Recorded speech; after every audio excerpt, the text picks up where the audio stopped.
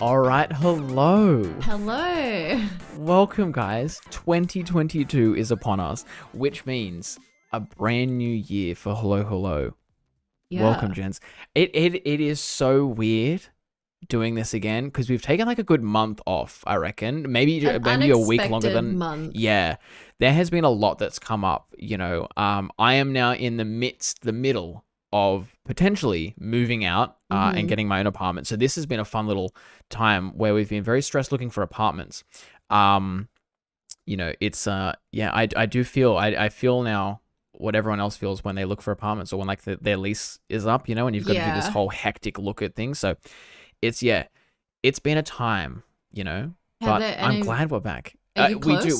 We have a private viewing tomorrow morning with a place that's relatively close by, which would be a real good location for both of us. You know, relatively cute looking little place. You know, nice and close to work for me, so I can still at least do that real quick, real close to our little train line, so we can quickly zip into the city and out, and if we need to and stuff like that. Still real close to home, so I can go and see Flash if I want to, you know, because obviously he's a relatively large dog. I can't necessarily bring a large dog into a small apartment. It's a bit too hectic, I think. So, you know, but this apartment does open up the guys for me and Emma to get a smaller dog. Yeah. But still quite long, you know. Yeah. We are looking at getting a little Dachshund, you know, which is very exciting. But, that'd be so good. Yeah. But I've met you, Jenz. What have you been doing for the past month? What have you been up to? What have I been doing? Streaming mostly. And I think that's it. I think I've just been really boring and trying to stream. Been on that grind. Yeah. You know? Trying to do 5 days a week, which while we were away, which was actually quite good, but also really like adding another day in your schedule adds a lot. It doesn't seem like much on paper, you know, like one extra day. Like it's like, oh, okay, cool. But it's a lot, Yeah. But yeah, because sometimes that one rest day is so needed, you know, like just to sort of recharge and be like, okay, step away from screens for like, you know, just half a day at least. Yeah, you know? or just like work on other stuff, you know, that you would have to try and cram in on other days. Exactly. How's your Christmas? I think so. This is because we're in February, right? Yes, it's crazy. This is the 2nd of February. Yeah, damn. Yeah, it's crazy. As a recording, so yeah, we haven't caught up properly about like Christmas, New Year's, all that jazz. How was your Christmas? My Christmas was fine. I spent it dodging the COVID, the Omicron wave. Yeah, as best I could. I did manage to survive. I still have not yet contracted COVID, which I'm quite proud of. That's because it's quite scary. The first two sort of waves that hit us here in Australia, you know, it was a bit hard pressed for me to find someone that I knew personally, or at least through a friend of a friend of a friend or something like that had COVID, you know. But now with this like third sort of bigger wave, I guess, I feel like there has so many people that are close to me that have contracted COVID, or direct family members of them have contracted COVID, you know, which is kind of scary, you know. You know, my dad actually recently, I've been staying at my girlfriend's place, Emma's or whatever, for the past month and a half now, 2 months or something like that. So thankfully I didn't have to quarantine and things like that. But, you know, the other half of my family did, because dad contracted it, I think, from just going to work one day. Right. You know, he got pretty mild, you know, with it. He wasn't too hit hard. It was just sort of the razor blades in the throat, he said. And he was a bit sniffly and things like that. But obviously there have been other people that have, you know, been hit quite hard with it, unfortunately. But yeah, so thankfully I've managed to dodge that so far. I did also get my booster before, you know, all of this broke out. So I was quite thankful for that. Yeah. That hit me like a bus though. That was like, shit. Oh, dude. My first 2 shots, I was like, okay, this is pretty chill. You know, I'm a bit drowsy, I'm a bit tired. Yeah. This one, like a truck, man. I tell you, within hours, I was feeling it, you know, really? we were close to the city to get my shot or whatever. And so we were like, whilst we're here, we may as well pop in real quick and do some errands, because we had a couple of things to just do, you know, in the city and stuff like that. So, and I had my booster at 9 a.m. By about 2 o'clock, I was complete body aches throughout my body. Wow. By the time we got home, I had like a mild fever and, even more body aches. By 8 p.m., I had the chills and like the hot sweat. It was, it hit me crazy. I wonder if it's because you like, I got my booster and then I went straight home and like kind of like sat. It could have been that. It could have been that I just pushed it a little bit too much, know, like. But it got me like later that night, but not that quickly. Not immediately. Yeah, that's what I was surprised about because when I had my first two, like I got home and I was like, this is cool. I felt the sore arm. I was like, yeah, great. And then the next day it sort of hit me a little bit. Yeah, but this one within, like within hours it hit me and I was like, damn, this is crazy. So. But that's all behind us now. What did you do for Christmas as well? Because I didn't get to see too much family because of all our big wave. But what did you get up to? Well, we don't really have family here, so we kind of I think we just had a real chill Christmas. We spent it with we hung out with Pelin and Amber and Eamon, who we've been hanging out for a bit. So I think we just had tacos and watched stuff. Hell yeah! So just chill, just real chill. Yeah.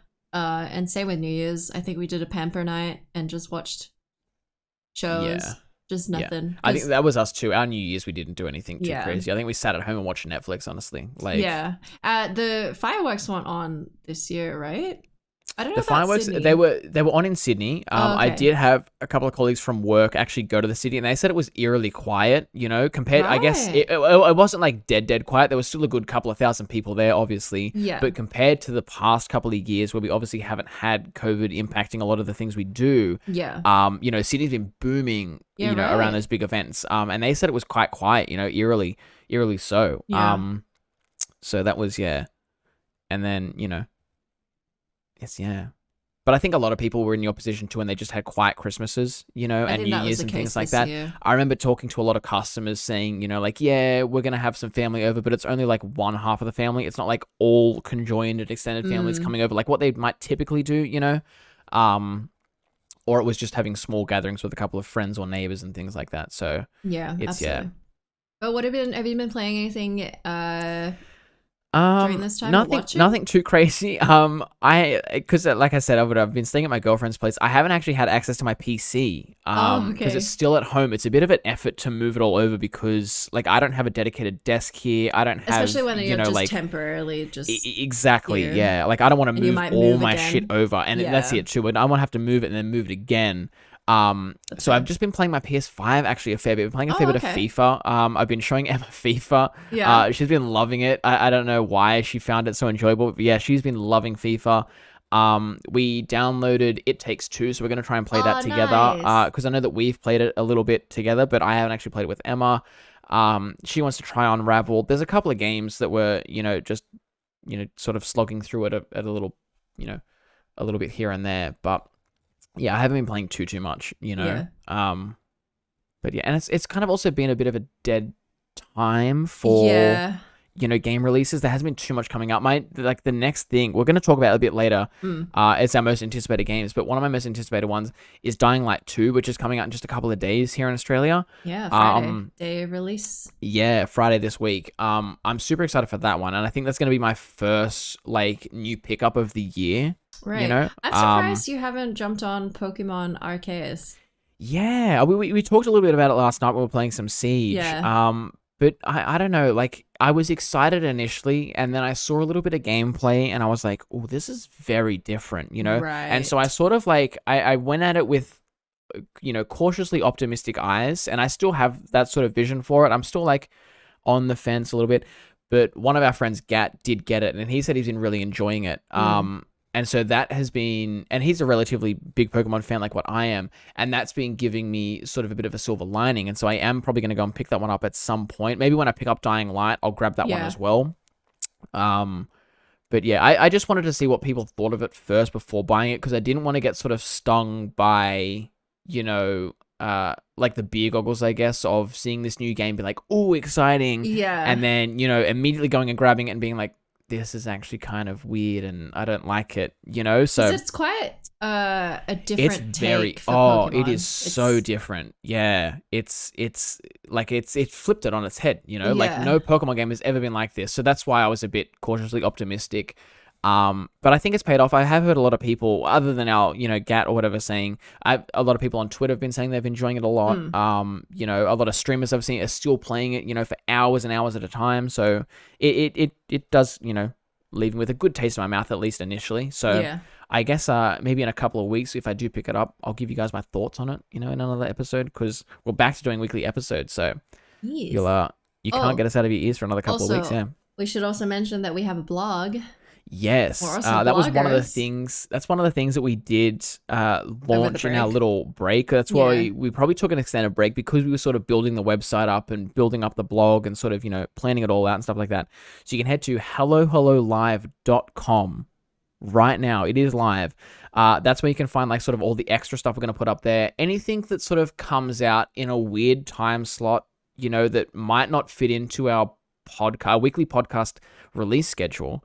You know, sometimes news breaks on a Sunday, you know, and then we have to wait an entire week for us to talk about it and come out. And by that time, it's old news. Yeah. So we thought we'll start this blog up where we can write up things, you know, sort of just like quick little tidbits and stuff like that of things that come out in those awkward time points. We can also do reviews. So say you pick up Pokemon Arceus, you can, you know, have like a little segment of what your initial thoughts are, or if we do Dynamite. It's a little bit selfish for me to just pick up one game and then just me talk about it, you know. Like I kind of like to think about this podcast as a communication between me and Jenz and whatever guests, hint hint, we have on this, you know, just sort of about the things we both have done, you know, and that's it. Yeah, people want to know, so that might be a good thing. If I want to be selfish and pick up the game and Jenz hasn't played it yet, I might just write up a blog post about it, you know.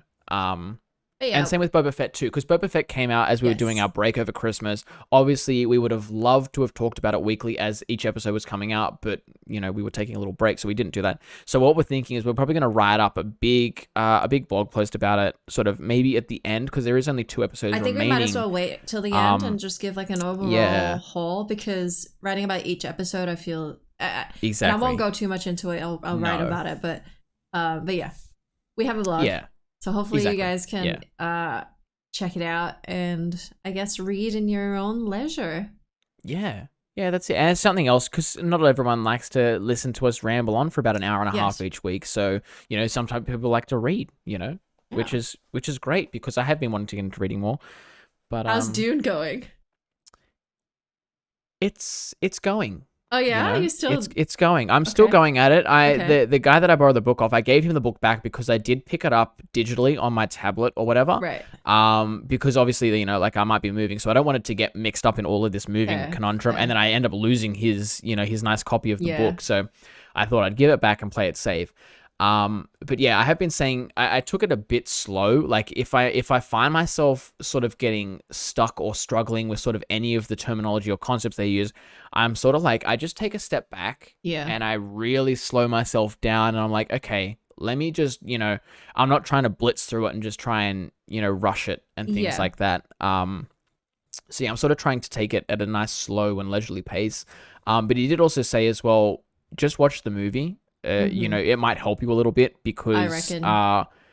Because it's he said too, the movie isn't straying too far from the book, and they did make it quite accessible for a lot of the people that haven't read the book or that don't have the time to, you know, learn all of the different terminology. Everything in it. He said they did it. He said they did it in a really good way for entry level viewers and things like that. And the movie is really good. I highly recommend it. Yeah. So that's also on the list. Is it now? Okay, yeah. I did wonder, because I have seen it on HBO Max, but we don't have access to HBO Max, so I'm wondering if it was on Binge or something like that, similar. Yeah, HBO Max will be Binge, so it'll probably be on there, but it is on streaming. Yeah, I did see. Cool. I'll have to check that out then. Yeah. Have you been watching anything or? Book of Boba Fett, really. You know, that's pretty much about it. I haven't been watching too much other stuff. You know, a fair bit of streams here and there. But But yeah, nothing too good. What about you? Have you been watching anything other than Arcane? I was gonna say. I know I can see the smirk on your face already.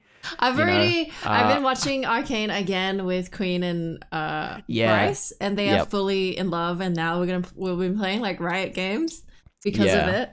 Yeah. So I'm just waiting until you and Emma are ready. To start this because it is so worth it. I promise you, it's so worth it. Yeah, look, it is on the list. I'm not gonna lie and say that I'll watch it and I'm not gonna watch it. It is on the list to watch, you know, because it is only like 6 or 8 episodes long, so it's not like it's a slog to get through. It's not, like that. And it's just really fast, and I think you guys will love it. Yeah, no, so it definitely is on the list. So we just got to find the time and we're right at the end of Breaking Bad now. We took a little break from Breaking Bad. Oh, okay. We're like the last 2 episodes. We might actually watch those tonight. The last few episodes. We took it. We because so much stuff come out. Like like true. Boba Fett came out. There was a couple of other streaming shows that came out that we wanted to watch and things like that. We still haven't even got to Peacemaker yet. Peacemaker came out a good couple of weeks back, and I still haven't managed to find the time to sit down and watch Peacemaker. I think because that's definitely on the list. Yeah, I've heard so many good things about it. We gotta talk about Peacemaker. Actually, that's something we should write about. Exactly, yeah. That's the thing too. I feel like that's going to be a good one for the blog. So that's what I mean. There's just so much that's come out in such a short amount of time that I just haven't had the time to sit down and be like, okay, I want to start something fresh, Yeah, that's fair. Because I just want to finish off the backlog, But yeah, it's just been a busy time, Yeah. It's that time of the year, like really Christmas, New Year's, the start of 2022. Everyone goes back. Uni starts up in another month for me. Like it's all happening. So. And you're trying to move, so And we're trying to fight. That's it. Like just at the end of the day, it's like I don't want to sit down and try and listen and try and ingrain myself in something brand new. I want to watch something that's like that I've known about, that it's not hard for me to access. It's like if that makes sense. No, you can figure it out. But yeah. We've been watching Harry Potter actually. Have you watched the reunion? On Binge or whatever, the reunion? Did you watch that? So we watched... Dude, it's that great. was so nice. It was I love that. Yeah. So we watched a bit of it and we were like, oh, actually, maybe we should watch the movies again before we finish this reunion, because it's quite a long reunion. Yeah, So it's like an hour and a half or something, yeah. It's a long one. So we started, we skipped 1 and 2. I think we started with Goblet of Fire, where it starts to get like dark. Yeah, and then I hadn't realized I haven't finished Harry Potter. I haven't finished it.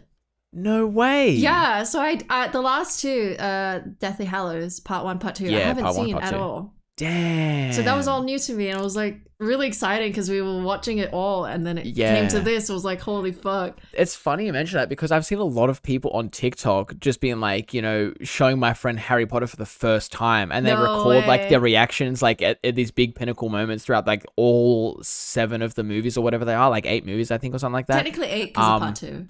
Yeah, Part 2. But yeah, it was real cool to see her like record, like when Harry discovers that he's the final Horcrux, obviously that big final fight scene at Hogwarts, like, just, people might not know, because I did it. Surely, come on. I mean, but that moment, holy crap. To be fair, it's your own fault if you've gone this long and you haven't consumed Harry Potter. If you were a Harry Potter fan. Yeah, exactly. I feel like we should do a warning. That was bad. And then knowing about Snape, like his actual story. Yeah.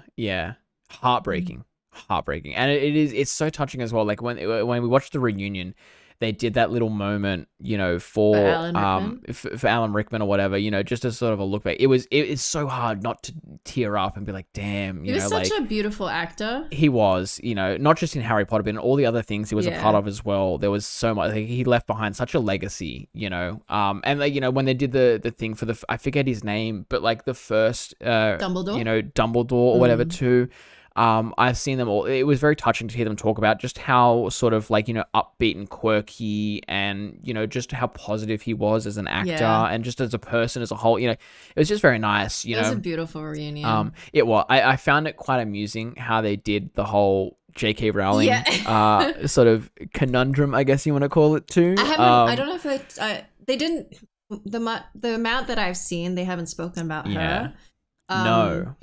But I think that was the whole thing is like they're trying to avoid talking about J.K. Rowling because obviously. Well, I mean, they must have recorded it they did say when they were speaking to J.K. Rowling herself, that was well back. It was recorded like sort of before the whole controversy came out and things like that. And so they did make a point of being like, this was recorded before we knew it said as her well, stance on some of these things. Yeah. 8 or I don't know what it was, but it was obviously you can't avoid it because she did create the whole universe. So it would sort of be, rude in a sense to not invite her back, well, to at least put in there. But it is not that she was invited back after the whole controversy. Yeah. It was done before, and it would be a bit rude to not include her in it. I think in a way, I think it was for them to like navigate this whole situation. Because... Exactly. I feel they handled it as best they could. Yeah. Without completely cutting her and just not using any of it. It was handled in the best way that they could. So, what can you do as well? Like. It's such a shame because she created like such a beautiful world and like the movies were spectacular. Yeah. I haven't actually read the books and I feel like I should, but I do highly recommend them. There's a really nice I read them throughout high school or whatever. But there's a really nice reprint that they've come out with, which has throughout it at some points it has like really nice illustrations. It has little pop-out sections, like interactive have to look that up. And I think they're at Dimmicks. If you go to a Dimmicks store, I'm pretty sure and I think they're like $40 a piece, which is like not crazy. If you buy a book a month or something like that, it's not too bad. But I do want to pick those up because they're going to be quite, nice little display things. Part of me is like, I don't really want to support her directly. That thing too, yeah. So it's always hard talking about Harry Potter, which is why I didn't tweet about it because I really wanted to talk about Snape and just like learning all this shit because I hadn't seen the last movie.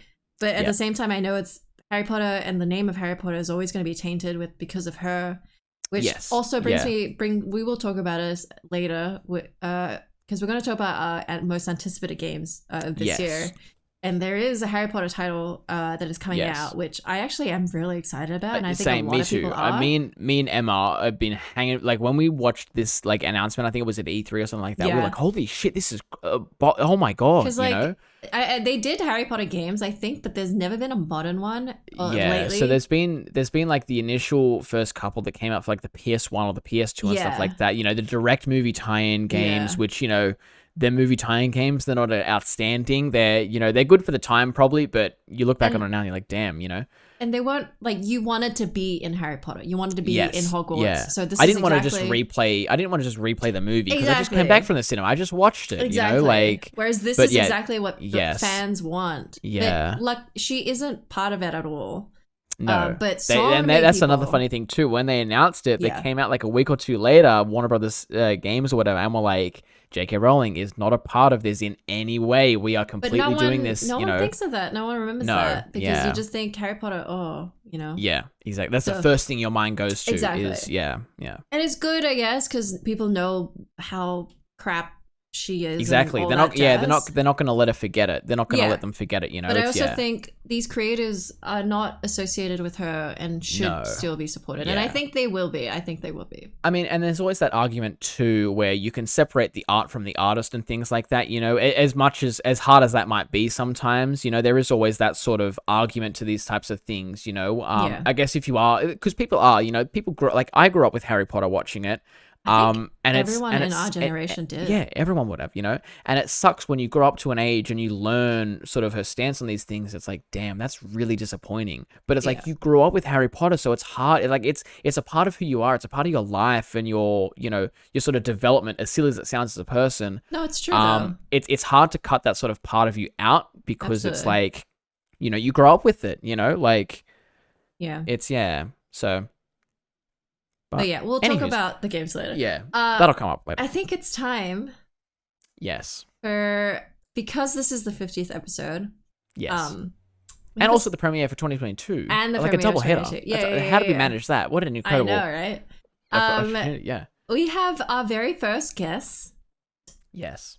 In the podcast. So I'm sure you can guess who it's going to be. You probably can guess. I'm sure you can guess who it's going to be. But we're going to do a little transition and bring them on. Yeah. Alrighty. So, as I'm sure you can all see, I'm assuming from his back patio with his lovely brown brick wall, we are joined by the one and only Stephen Bajo O'Donnell. Welcome, mate. Hello, it is a pleasure to be here. Hello, hi. Hi, hello. Raammo and Jenz. Very first guest. Yeah. So this is your 50th episode, right? Yes. Correct. So why am I only being invited on now, Jenz, Well, my wife? You never asked. I'm gonna step back. Yeah. It would be impolite for me to say, "Hey, can I go on your podcast?" Oh my god. No. How you doing? Yeah. We had breakfast together, Jenz. You don't need to ask me. But they don't know. I'm fine. Find now that he finally made it on the podcast. You know, I'm great. Yeah. Now that I'm here, now that I have validation from being on the podcast, I'm fine. Now I'm good. That's it. Yeah. How are you guys?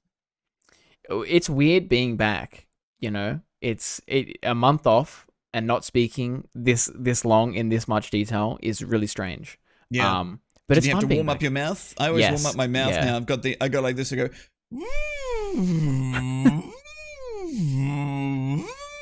I do that a lot, and I go. Bah, bah, bah, bah, bah.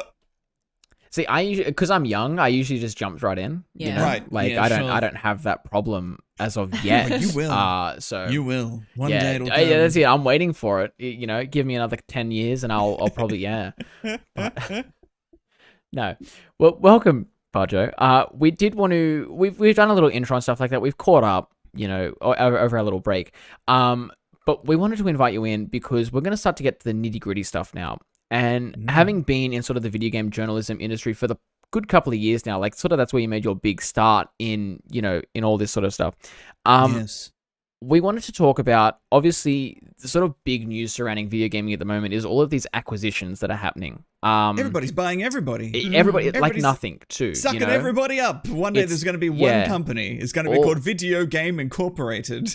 I cannot wait for that day. Yeah. Put up with whatever they have. That's it. And that's what sort of worries me a little bit. And I wanted to get your thoughts on it because, as I'm sure you're aware, you know, Xbox a little while ago bought Activision Blizzard for a record amount. Like, I can't remember the exact number, but it was 11 billion, I think. That sounds about right. It was a ton of money, you know. And so now, obviously, Xbox owns the direct IP rights to Call of Duty, World of Warcraft, Candy Crush, the Tony Hawk video game series, a bunch of other Blizzard ones like Diablo and Overwatch. They own Spyro now and Crash Bandicoot. Yeah, which you know, Crash Bandicoot ones. Yeah, Call of Duty's the big one, right? Call of Duty just prints money. Even terrible Call of Duty games just. Everybody buys it still, and they just make so much money out of it, from my understanding. Yeah. So it's that's really the biggest thing out of everything. Well, I guess they own World of Warcraft, Warcraft's right? Pretty big. True. That's another big moneymaker too, because people are paying that monthly. Yeah. You know, hundreds of millions a year still. Warcraft, last time I checked, and the thing is, you know, now they can when they finally decide to make World of Warcraft #2, you know, now Microsoft own it, which is absolutely nuts. Like it's one of the biggest acquisitions I've ever seen. Yeah. And I think it's just it's hard to even comprehend the amount of money that it cost and what it will mean. Yeah. You know, I guess it's going to mean something different for every franchise. So your big Call of Duties are still going to be on all the platforms. It's just now that Microsoft are going to be taking their sweet taste out of everything. They get the direct pot of money from it. Yeah. Do you think they'll all go on Xbox Game Pass and just be one collective subscription, or do you reckon they're going to remain their own individual IPs, just owned? Because it'd be real interesting to see, like, if they did put, because World of Warcraft already is a subscription-based game, you know, like it'd be which is unbelievable. For the fact that you still have to pay for World of Warcraft in this monthly. day and age. It's kind of bonkers to see. People pay it. Do that. No, that's it. True. I guess it has that. You know, it still has that play base that'll pay it. They're happy to pay it, so why not? I guess, you know. I wonder if they'll have different tiers and stuff, because you know how they have the whole. Well, if you buy EA Play at the same time with the Xbox Game Pass, you get like $5 off a month or $4 off. It's not a huge deal, but it's enough to go. Yeah, sure. You know, if you've already got both, right? And I feel like for their big IPs though, if they start putting everything on Game Pass, if they were to put all the big Blizzard games on Game Pass, I don't know. It's hard because we don't have access to how many people have Game Pass, how much money Game Pass is making them. Yeah. Everybody wants subscriptions, right? Everybody wants you to subscribe because you subscribe, you set and forget. In the end, the data must be showing that if they can get people to subscribe, then they're going to earn more than just trying to get people to buy individual games that come out, right? Individual Microsoft Studios games. But will that still be the case when it comes to Call of Duty? I feel like I don't think we'll see Call of Duty on Game Pass. I mean, if you just look at Call of Duty in itself, that game that makes so much money, I feel like that's not going to be on Game Pass, or maybe not initially, maybe down the track, I can't see them doing that because it's just going to make so much money for them to release it as a separate game. Yeah. I don't see them doing that. But then again, if the data shows that it's worth it to them to put all that sort of stuff on their subscription service, because it's going to get people to subscribe and make more money that way, maybe they will. I know. I just don't know. It's too complex to understand. I would really like to see, like you say, I would really like to see the numbers of how many people do subscribe, at what tier they subscribe, what kind of games these people are playing to. Because like people might only get Xbox Game Pass to play it for the first month, just to play the newest Back 4 Blood update, and then like, okay, I'll unsubscribe. That's my $2 gone. People forget though. I mean, how many of us have gym memberships that we've let go on and on? You're not wrong. Trying to dig at me? You haven't called them yet, Jenz. Apparently, there are 25 million monthly subscribers on Game Pass, and with a minimum subscription price of $10 a month, they're roughly pulling in 250 million every month, and that's the minimum. That's like level. And then I guess that gets divvied up, right, between the game makers, publishers. Well, that's it. True. Yeah, each developer's going to have a different cut. Yeah. I'm very unless curious. It was like a one-time payment, like we'll put you on Game Pass for 6 months and we'll pay you this much. I wonder how it all works. It's I bet their algorithms are good though. I bet they've got it all worked out. They what's have the best the thing data. To do. Their data scientists are pulling in money. Yeah, they're the big brains behind it all. So yeah. Interesting about WoW though. I mean, I wonder if WoW will become a Game Pass subscription one day. That could be the future of it. Who knows? Maybe they'll just leave it alone because it's generating enough money. To sustain it. I don't know. For sure. I mean, and then we go on to as well, like just a couple of days ago, we saw Sony kind of rebutted in a way, and they bought the original Halo developer. They bought Bungie for $3.6 billion. I'm assuming US dollars, which, totally. It's still a crazy amount, but, it is very interesting to see Sony sort of rebuttal this quickly, Do you think this whole, like, Xbox buying Activision Blizzard, it probably scared Sony in a sense, And I guess I want to hear your thoughts on who do you reckon the next one to be poached is? Because there's these, these rumors that EA is, they're sort of shaking in their boots a little bit. They could be bought up at some point. I mean, isn't EA already affiliated with Xbox because of Game Pass? No, it's just a connection. It's just a connection, but it's not. Nobody owns any. Right. It's just a business deal. Yeah. I mean, EA is still, very profitable. Their last quarter was up, I think I saw today, like 8%, which is huge considering even they have said that Battlefield 2042 didn't meet their expectations, know? Right. So it's hard to tell. I would say all of these deals have been in the works for an incredibly long time. And who knows if either is aware of either of those deals. It could just be coincidence.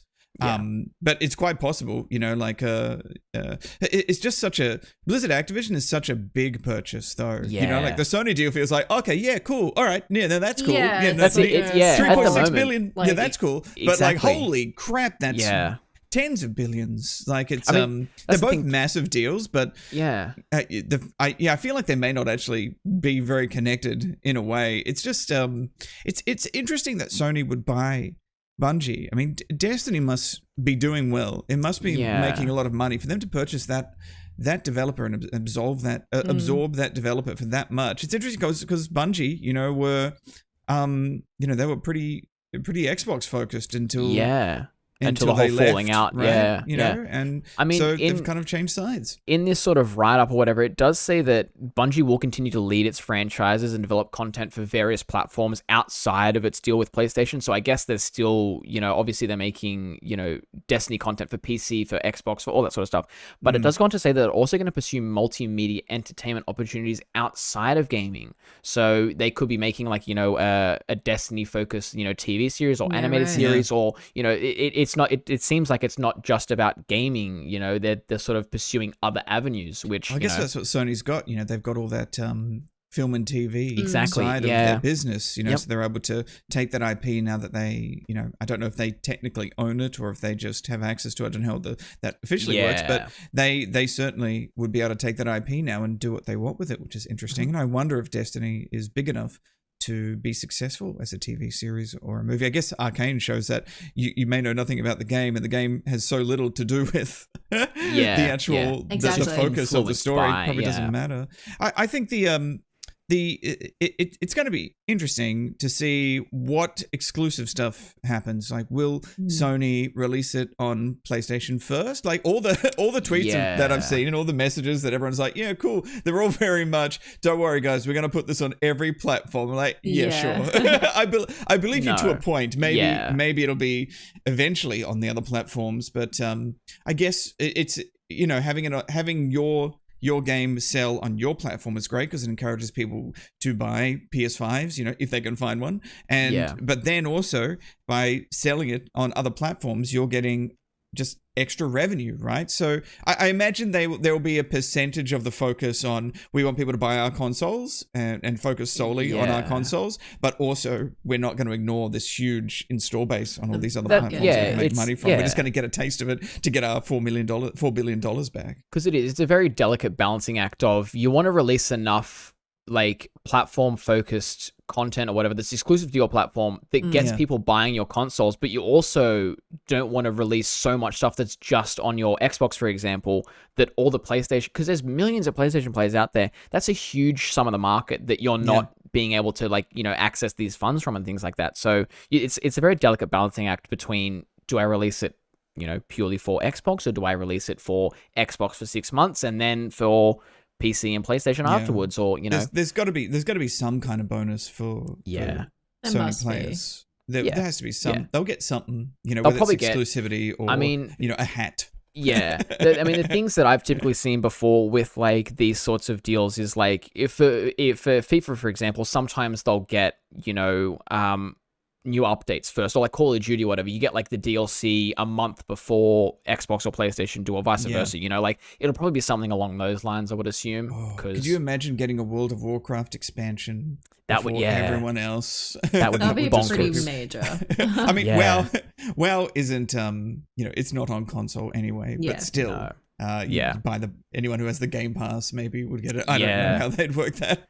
I reckon. I wonder if there will be a WoW 2 one day, and I wonder if this is a step towards that inevitability. And I wonder if that means it's going to be on console as well. Wouldn't that be interesting? That'd be an interesting thing. I mean, that's it. Like they're making, I guess it's very different, but they're making like Overwatch 2, and you would have thought like it's not at its core, it's not very much a different game to the original Overwatch, but somehow they put a number 2 next to it, and they're going to sell it for another $60. Will they though? Will people? Want it? That's it. I guess. How different will it be? Man. That's true. But I mean, it's kind of crazy just to see how big it's all become, and it's kind of exciting, and I guess a bit nerve-wracking to see what the next purchase is going to be, what the next big thing. But I guess we just got to wait and see now. Like I guess for the developers, it's hard to know. It's always hard to know with these acquisitions.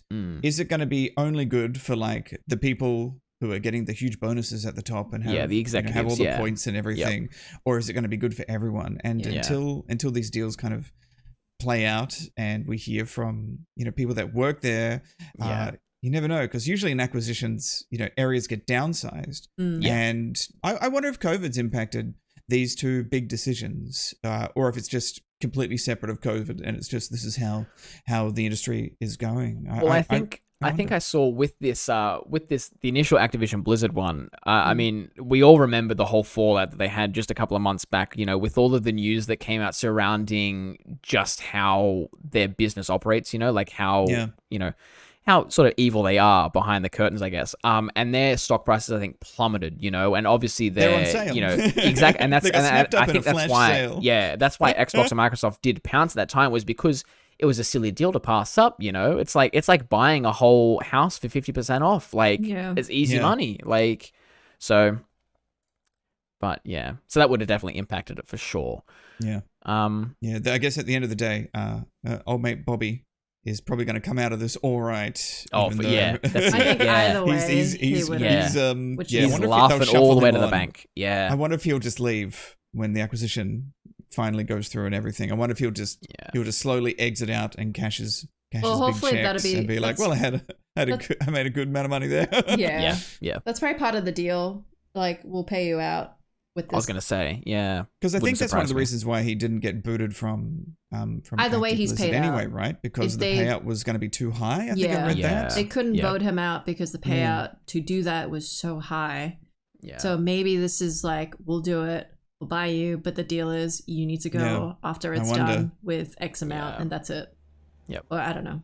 Well, I hope this acquisition helps the people at Acti Blizzard. You know, I hope the people that are affected by it. I hope this acquisition is a way for them to clean house even more and try and look after the people more. I don't know what it's like working overseas in Microsoft. I know I've been to Blizzard and everyone there seemed really awesome and neat, but that was a press tour. So, but I know people here that work in Xbox and they do enjoy working for the company and have worked for Microsoft as well. And I just hope that it all works out good for the people. Yeah. And they get the people that are going to be directly impacted by it, Yeah.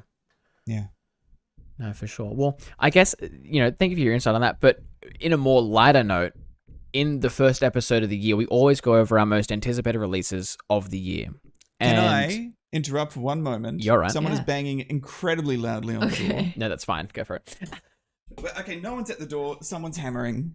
So I'm sorry if you can hear some hammering. No, that's fine. But sorry, what we usually do at our first episode of the year is we go over our most anticipated releases that are coming out. And obviously there are some really big games that are coming out. One more so that I wanted to get your thoughts on because I know that you're extremely excited for this.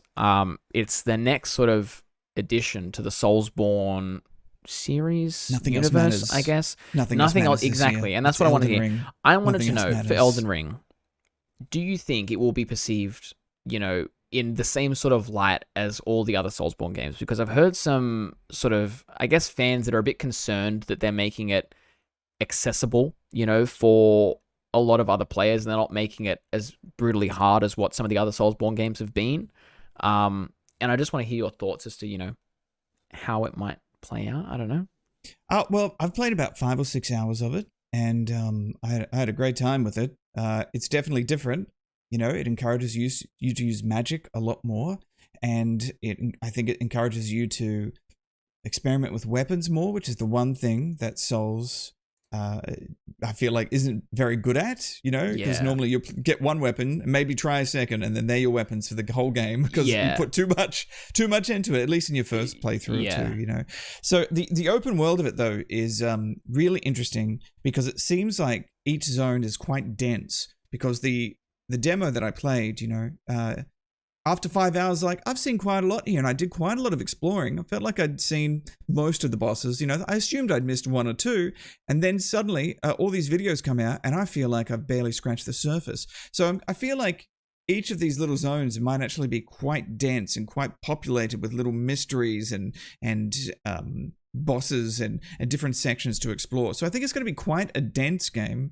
And it's just that the open world thing makes it feel so different, makes it feel a bit more free. Even though Souls kind of feels open world-y, this feels more Zelda-y in that there's lots of little caves and tunnels and stuff everywhere, which is really, really, really cool. I'm just, my only thing is I just hope it looks as good as the recent what they've shown you, the Demon Souls, because what I played was early code, so it's not wasn't completely refined and not completely optimized, and it looked great, but it didn't look anywhere near as good as Demon Souls PS5, which is one of the best looking games I've played, I feel, especially on PS5. So just have to wait and see. But it's a different type of Souls game, and one thing From Software are really good at doing is trying new things, because you had Souls 1, 2, and 3, right? But then when they branched off with Bloodborne, Sekiro,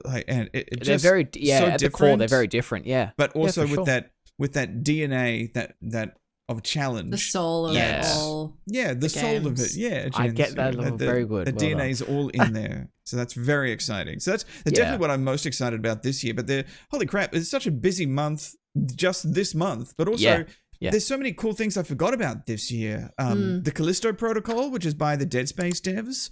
And that's that's coming out towards the end of the year, I think. All I know about it is you're in a prison and there's an alien or more aliens, and it's set in space, and that's all I need.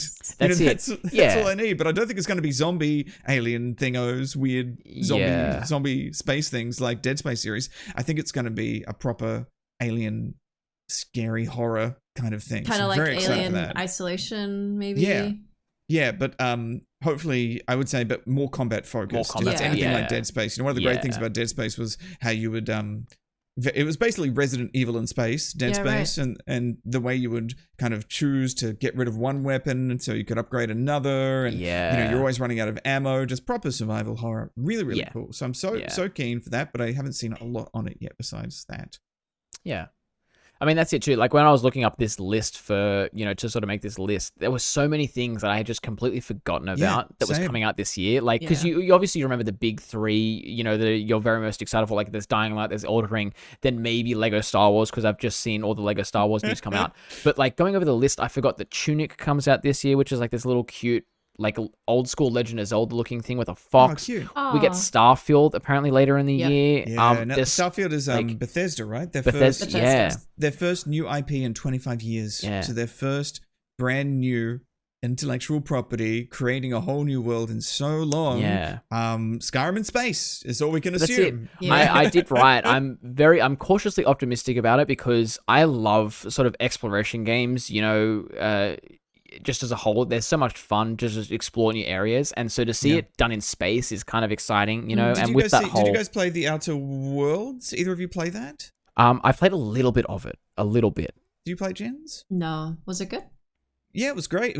It felt so Bethesda. Was it Fallout in space? Was that? Yeah, essentially. Yeah, okay. Yeah, and same Elder Scrolls, Skyrim, Fallout, all the same dev, all of that in space. That's pretty much what it felt like. It had even that really fun writing. I never really went back to it after a few goes, but I really enjoyed it and really enjoyed the feel of it. So I think Starfield's going to be like that, but probably more open world. Yeah, a bit more fleshed out and stuff too. Not so zoned maybe as Outer. And that's what excites me, just having that freedom to just explore some of the areas and just, go about. That's what they do good, Bethesda. They do good explores. They do good open worlds where you feel like you're just in a world that's already living around you. And then they invite you in to be, important in it. And that's the whole formula of all their games. In that kind of setting. There's also like is it a Dune RTS now for old gamers like Spice me? Wars or something. I'm very excited for that. Because it's kind of looks like Dune Civ, 2. Yeah, Dune 2 was like one of my all-time favorite real-time strategy games growing up. And if you say Dune 2 to anyone who's 35 or over, they probably go, "Oh, it was so good," because it was. It was one of the first RTSs ever, I think, and it was certainly one of the few that were on console.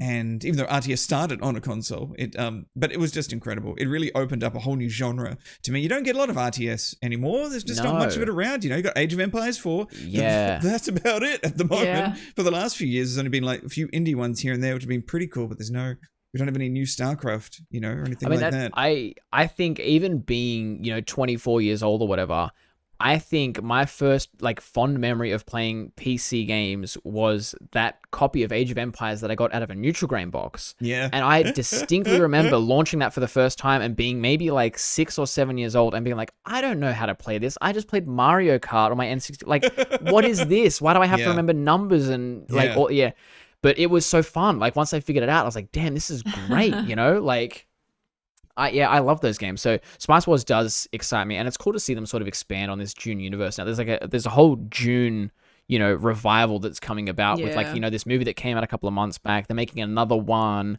It's very much the era of Dune again. Yeah, I feel can't wait. Good to have Dune back. Yeah.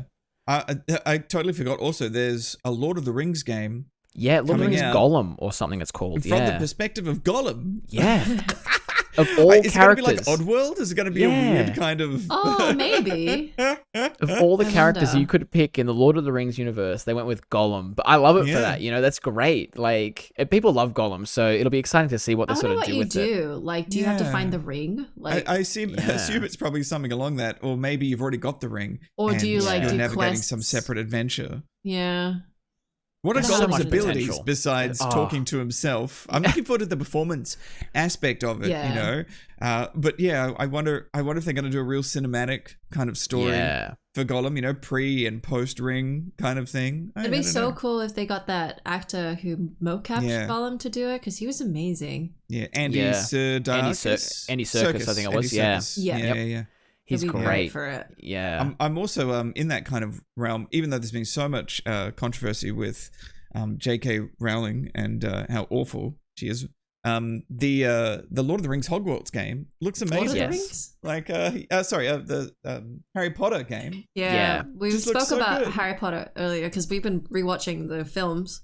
Yeah. Hogwarts Legacy I'm very excited about. That's up there for me. You get to be in Hogwarts, and that's like what everyone wanted to do.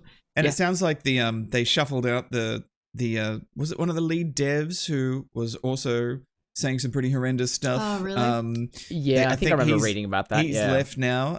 Some misogynist words. Don't quote me on that, but I read something like that. And they have announced there's going to be a trans character in the game as well. I think that slipped out too. So, I feel a bit better about playing it now. After that. But JK also, I'm sure a lot of great people worked on it. You know? It's like the films. Yeah, absolutely. And the people JK that are passionate about Harry Potter, as a whole and things like that. It's It's going to be a good one, hopefully. Yeah. Well, were you going to say she's not working directly on it, Jen? Yeah, she's not associated with it at all. Yeah. Which, I think they what was it? They were very quick. We talked about earlier, Bajo, but they were very quick. I think when they announced the game, within like a week or two of that initial announcement, they came out with like a statement that was like, J.K. Rowling is not affiliated with this project in any way. They covered all their bases. They knew what they would have had to, right? They would have been working on that already for years, probably. Yeah. And then, that's it. Yeah, there you go. There's a lot of other good stuff too, though. Stray keeps popping up in my brain. Yes. The cat MMO. I have a feeling it may be actually quite simple, and it's one of those ones we hear about for many years, and then when we play it, it's like, oh, this is actually might not be as good. It's just a platformer. I'm still excited about it. Yeah. But it's made by the people that I love. Annapurna, whatever it is. Yes, they're doing it. They always publish such really unique, interesting games, and I love everything that they publish. Yeah. I feel all those Annapurna games, they're so different from one another. Like some of the developers that come out, like they all have the same core sort of, concept or, gameplay fit. But Annapurna, they're all so different. It feels like they're made by completely different developers or studios. And it's kind of like Devolver, where they just have such unique, like everything's different to each other. There's no like freedom to experiment. Yeah. And without, they can have one or two that may not go that well. Yeah. Because they're not so big. Not too big to fail. Yeah, they're quite you can take more risks, I guess, in a sense, which is exciting, Yeah, although harder to keep the doors open when you haven't got support, but then you're not riding, I guess when you're an indie dev like that, you're not riding your entire studio on one big release, which is a lot of devs, unfortunately, get in that situation. But then also just keeping the doors open as an indie dev is really tough in general, right? Yeah. So, yeah, these days they're doing good stuff. Yeah. I'm quite I am excited for Dying Light 2. I remember the last Dying Light gave me a bit of motion sickness, so I'm holding my excitement inwards in case I realize I can't play it. But because it's first person from memory, lots of parkour, unless I'm confusing it with a different one. Parkour that's really messed up. That might get me, but we'll see. I'm very keen for Gotham Knights as well. That's this year. That's they got delayed twice, I think, and it's fine. I think it's cautiously optimistic. We know we're still holding our tongue a bit, but it is slated for release sometime this year. We don't have a set date, but that is which dev is making? Is it Rocksteady who are making it? No, it's Warner Brothers Games, the ones that did Arkham Origins. Rocksteady that's right. I think, Rocksteady are doing the Suicide Squad game, which also looks awesome. Yes. And so they'll all have the same access to the same kind of great tech that made the Gotham games so the good. Combat just the so Arkham much games fun. so good. Yeah. So it's going to be great. I like the title of the Suicide Squad one. Me too.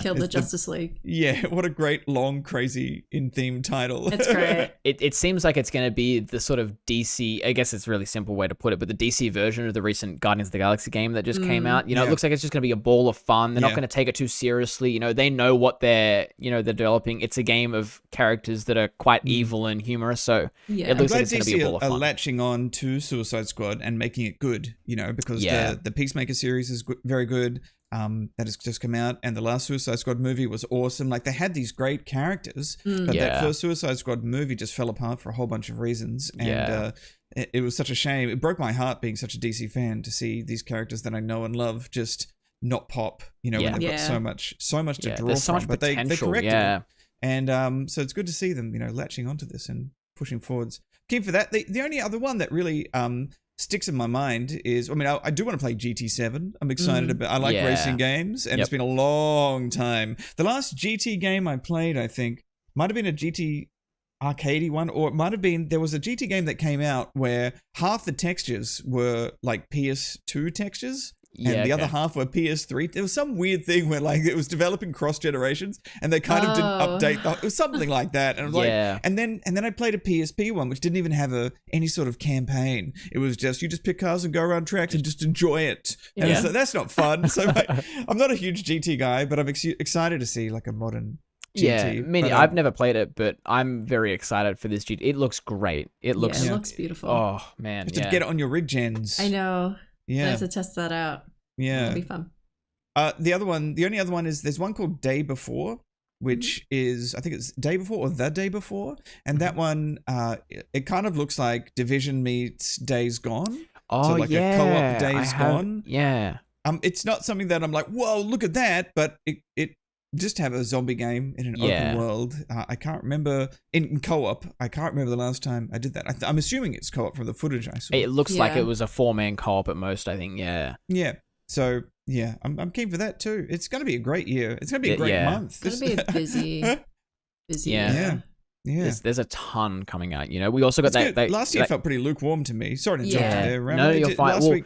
Last year had a couple of cool things, but then it was just at the end of it, there's nothing besides Little Nightmares 2, which was visually such a masterpiece. There wasn't anything that totally blew my mind. It Takes Two, was incredible, but then it also had pretty average writing and characters, despite the rest of the game being so fantastic and unique and original and so varied. So there was only like 2 that made me sit up out of my chair last year. That's like last year, I think, just in this list alone, there is 1, 2.5, maybe 3. There's like 4 or 5 games that were initially releasing in 2021 that had to be delayed to 2022. Like COVID, I remember, right? COVID. So I remember covering these things in episode 1 last year. Like some of these games, Gotham Knights we talked about. Like the Lego Star Wars we was excited for. That pushed back twice, I think. Like there's a couple of games in here that were unfortunately hit with delays, so that's probably why of course, it felt like only a bit of a Elden Ring year. matters, really, at the end of the day. This is true. Elden Ring matters. That's and so that close.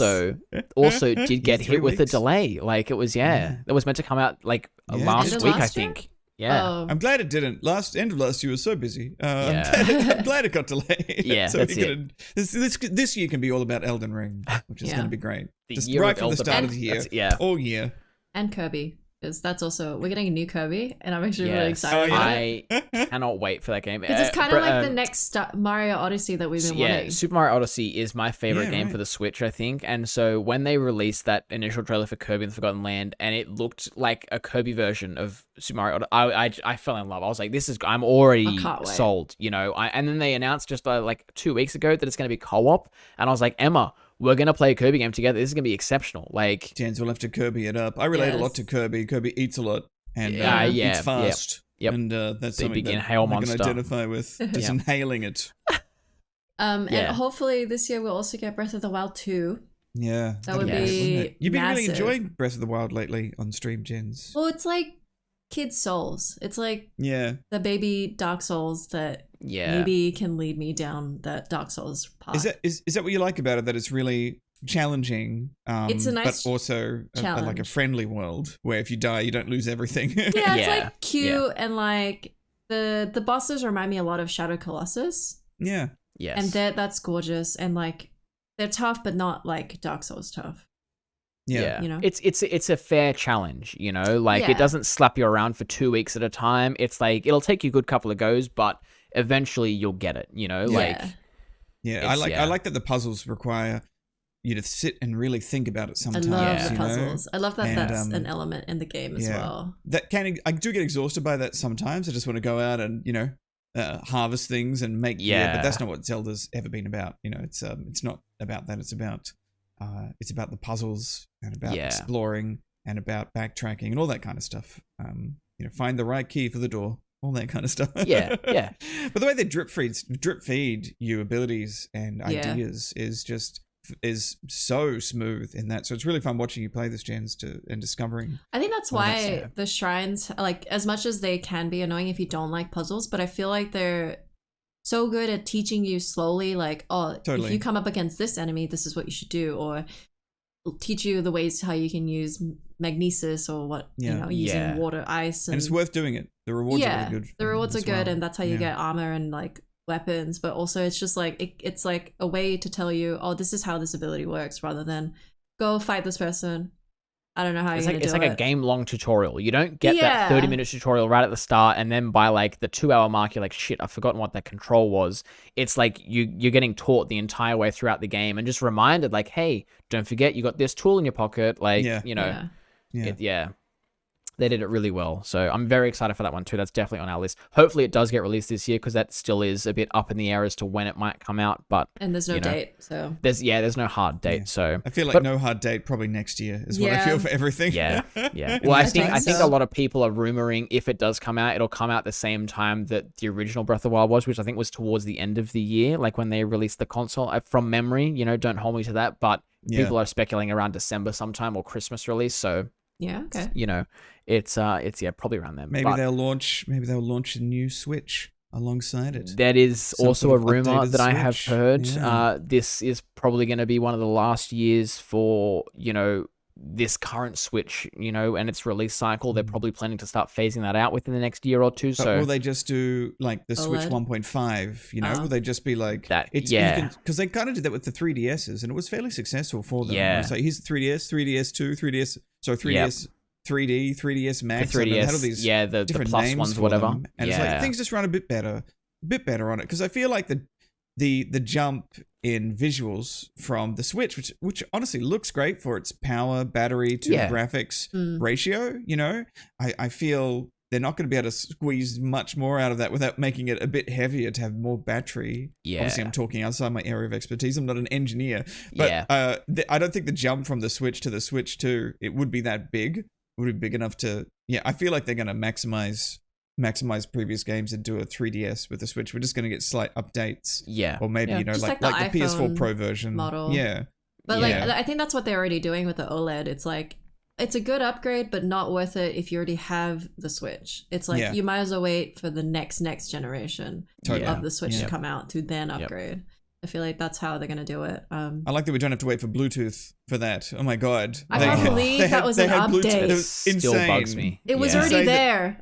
They already had Bluetooth support for headsets, and they never enabled it. Yep. Yeah. I could only assume because they hadn't optimized it, or it was draining power, or I don't know. Because it would drain power, right, to the Bluetooth headset as well. And maybe Bluetooth's relatively low powered as a term of technology anyways, like our Bluetooth headphones these days can last, like my big headset that I take on planes can last 36 hours or something off a single charge, like... Yeah. So, but I guess it's the charge of the sending the device itself, from the device. I wonder, because if you have a phone with Bluetooth on, it's not going to last as long with off. No, yeah. But I wonder if it's something to do with that, or if it's more complicated than that, or someone just forgot to there would have had to be something behind the scenes. I feel like it's a bit of a silly decision to not turn it on from the start, just because you want it, haha, gamers, funny trick, we'll wait 2 years and then do it for, there would have had to be something, but who knows if we'll ever find out what that was, Just be happy that it's here. That's it, yeah. It's great that it's finally here now. One more thing, I think, before we let you go for the day, Stephen, Sonic Frontiers. Oh yes, now this is like the 3D Sonic. I haven't actually looked this up because I'm too scared for any Sonic game. Well, that's because the thing. They're all a lot of Sonic fans are cautiously optimistic about any release to do with Sonic, that because it's they've been scarred too much in the past, But it looks great, you know, like now while we're talking, it does look incredible. It's a very CG trailer, obviously, you know, it's not gameplay, but it's, you know, you get a sort of feel for what it might look like. Sonic is in Hyrule. I just wonder, I mean, the thing about Sonic is, the challenge with Sonic is, it was great when it was a 2D thing on the Mega Drive because Sonic goes fast and you could just jump and kind of move through it, and you didn't have to be too precise a lot of the time, except for the little trickier bits. But when Sonic went to 3D, it never really nailed it, you know. It doesn't translate well. Kind of jump and attack. Whereas with Mario, because he's not moving at super speed, there's enough in it for you to manage the controller and move Mario around and jump on things. Because you've got to be able to react. Yeah. But when you're going as fast as Sonic in 3D, it's just another dimension that is too hard to do much about it. Even in the gameplay trailer I'm watching right now, they're struggling to like angle him at high speed. You know, this is the developer gameplay one. So yeah, I would love it to be great, but I know in my heart it's not going to be. And I think that's what a lot of people like that, but it's not. No, I feel like that's what a lot of people. Yeah, I feel like that's what a lot of people are. You know, they have that same feeling. Like they've been scarred too many times in the past. They know what they're gonna do, and you can sort of already tell from the trailer, like you said, that it's just going to be a bit of a nightmare to control. So potentially, you know, yeah. But who knows? You know, optimistic. You could be cautiously optimistic, I guess, and it should be coming out sometime this year, I think. So maybe we'll get more gameplay. Aggressively pessimistic with Sonic is safer, I think. Yeah. That's it. Save your soul, save your heart a little bit, you know. And I guess you'll probably have the Sonic 2 movie that comes out this year to sort of at least give you that little. Yeah, that would be great. I think. I'm very excited for this. Yeah. If anyone listening hasn't seen the Sonic movie, you got to go see it. It's so good. It's incredible. It just rocks along, great jokes. We loved it. I was very cautious about going and see. I was like, I went in to watch it at the cinema, and I was like, this is gonna be arse. You know, I'm gonna hate this. I'm gonna walk out, and I feel like I'm gonna have wasted $18. But I walked out, and I was like, that was probably the best video game movie that I have ever seen in my life. Yeah, it's hard to think of others that really live up to it in the video game I think when we did review it, in a sense, like when it came out last year, I was like, I cannot think of a video game movie that I have enjoyed that much. You know, that's how bad all the other ones have been. And, you know, for the people that haven't seen Sonic, like Steven said, go and watch it. It's exceptional. It's so good. Did I cry, Jenz? Did I cry? I think I might have cried. Did. Yeah, I think I cried in the Sonic movie. I think potentially. Jim Carrey carried that film. He was. He's the bread and butter that's sort of holding it all together, and he's going to do even better in the second one. From the little trailer that I've watched already, it looks so much fun. Yeah. Oh, as Knuckles, man, and Tails is here too.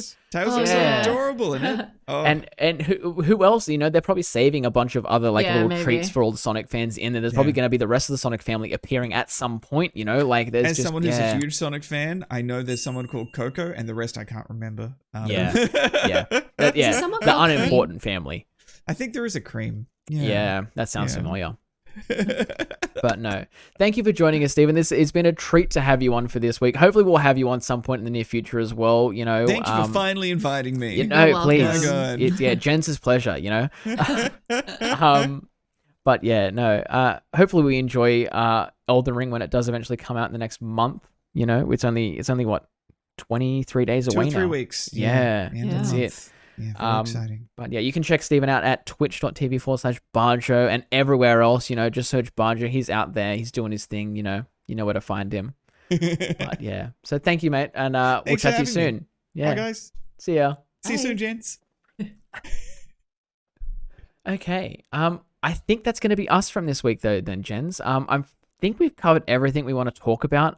There's not too much else we have to go over. Was there anything else you wanted to add before we leave?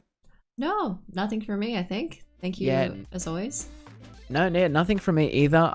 As we touched on at the start of the episode, we do have the website live, hellohellolive.com. You can also check us out on Instagram at hellohello_live and Twitter and all that fun stuff. I'm sure you're already aware of all that, though. We've covered that for about the last year. But yeah, so as always, thank you guys for listening. Thank you guys for watching, and we will see you all next week. Bye-bye. Bye.